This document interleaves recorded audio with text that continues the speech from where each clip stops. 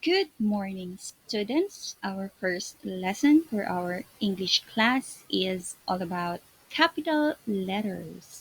Are you excited to learn? Let's get it started.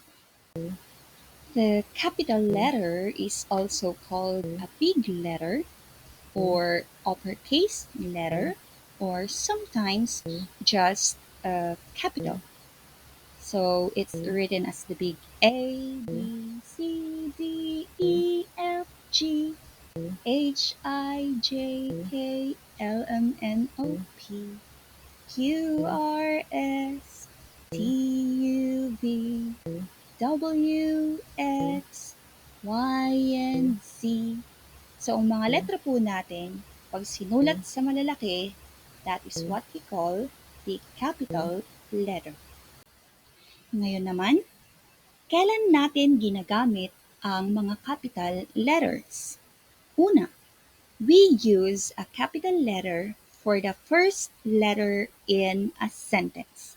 Kapag nagsusulat tayo ng sentence, palaging yung unang letra ay in a capital letter. For example, the sea speaks of God's comfort. The letter T in our first word, the, takes a capital form. Also, she goes to church alone. Our first word is the pronoun she, and she begins with S that takes the capital form. Pangalawang paggagamitan natin ng capital letter. Always use a capital letter for the word I. Ang I palaging sinusulat na malaki kapag wala siyang kasama. For example, I am amazed at God's wondrous works. And my sister and I are going to church. So regardless kung saan natin makita ang I, whether it is in the beginning of the sentence or in the middle of the sentence, kapag mag-isa siya, it always takes the capital form. The third usage of a capital letter. We use a capital letter for the names of people.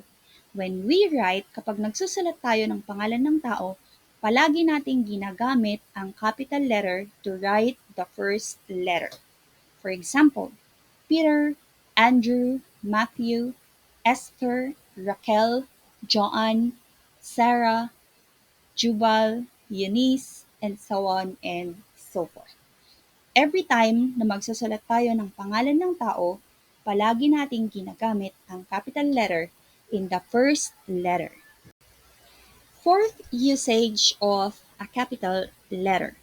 We use a capital letter for the names of places.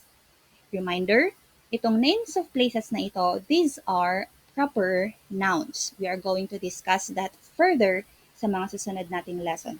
But for today, we use a capital letter for the names of places. For example, Rizal Park, Sesame Street, Cadiz Boulevard, National Museum, at iba pa. When we write names of place, we use a capital letter. And lastly, we use a capital letter for festivals, holidays, days of the week, and months of the year. For example, New Year's Day, Christmas, Labor Day, Mother's Day, Saturday, Monday, June, August. Ginagamit natin ang capital letter to write the first letters of festivals, holidays, days of the week, and months of the year. There you have it, aking students, our first lesson for our English class. I will be posting exercises soon and let us see how much you have learned. Sana may napulot kayo. Bye!